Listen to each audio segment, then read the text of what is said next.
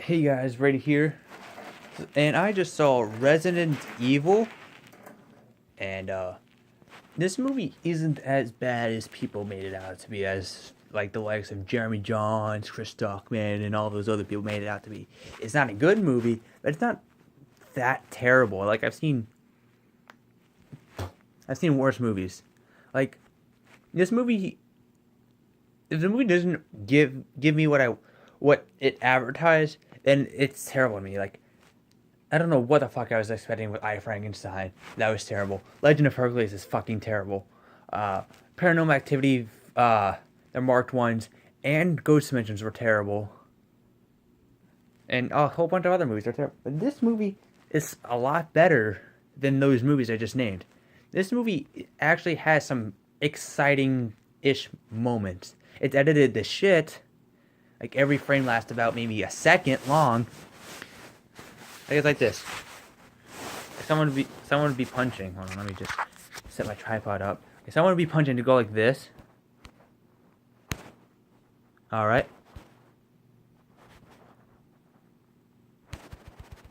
Every frame is like this. But yeah, it's edited to shit, but it's not terrible.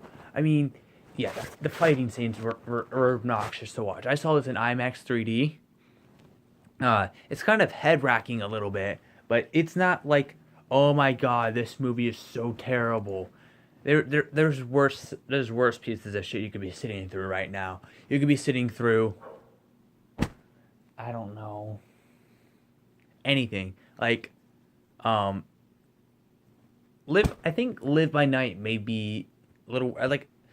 I didn't really like Live by Night. Live by Night, the beginning was good and the ending was good. The whole entire middle half of that movie meanders a bit. This movie, to me, the first and second act of this movie is good. And then as soon as they enter like that facility and they have to go through the this fan thing, it all that it just goes downhill from that. But I was actually really enjoying myself for the first and second act of the movie. The action was somewhat watchable to some degree. It's edited to shit, but it was kind of watchable. I love seeing her go underneath a truck and having like the roof just get like fucked by the bed of the truck. Um, what is it, like a flatbed? I guess it's called. Yeah. I love the whole apocalyptic feel this movie has. I like the post-apocalypticness of this movie. It looks cool. It looks better than this dystopian insurgent shit we got, which looks fake as hell. Those are other movies that I forgot to say. Insurgent and Allegiant were pretty shit also. Those movies weren't exciting at all. This movie actually had some exciting moments. It also had some really laugh out loud moments that weren't supposed to be laugh out loud moments. Like these were unintentionally funny. Like there's like this one scene where this dude dies, and as he like falls down some shit, like some place. I forgot what it was. But the camera like lingers on him. And it's like ah! Like the scream he makes as he falls is fucking hilarious. Like I couldn't stop laughing. And then there was this other scene. I forgot what it was, but it's also funny. And there's a drinking game to this movie.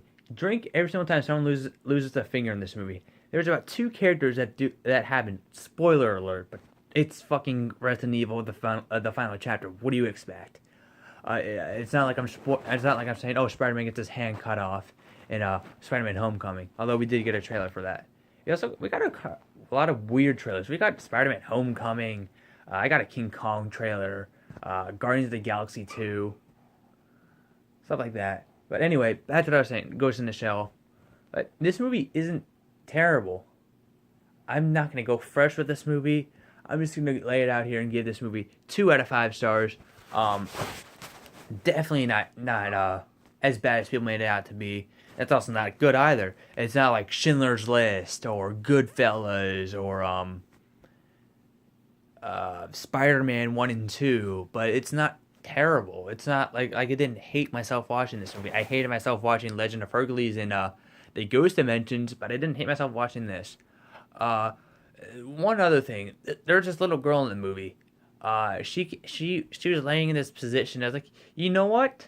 If they ever remake The Exorcist, she should play Reagan McNeil because she looked exactly like Reagan McNeil in this movie, like this little girl. The face and everything. I was like, yeah. If they reboot Exorcist anytime soon, she should be Reagan McNeil. She's perfect. If you if you see the movie, you'll know what little girl I'm talking about. She looks exactly like the person I would play. I rebooted Reagan McNeil. So yeah, 2 out of 5 stars. Definitely not the worst movie I've seen, but it's not good either. It's guilty pleasure worthy. Like it's like Mortal Kombat. Like Paul Thomas Anderson doesn't bother me. I liked Pompeii. I liked Alien versus Predator. Um, Although they're both really bad movies. I mean, they're terrible, but I find enjoyment in them. I found enjoyment in Pompeii. Alien vs Predator was but there's enjoyment to be found in. Like I didn't hate myself. Alien vs Predator 2, on the other hand, is fucking awful. You should never see that movie. I started buying apps in the middle of that movie. That is how bored I was watching it. I bought apps on my phone as I was watching the Blu-ray for it. My God, is AVPR terrible.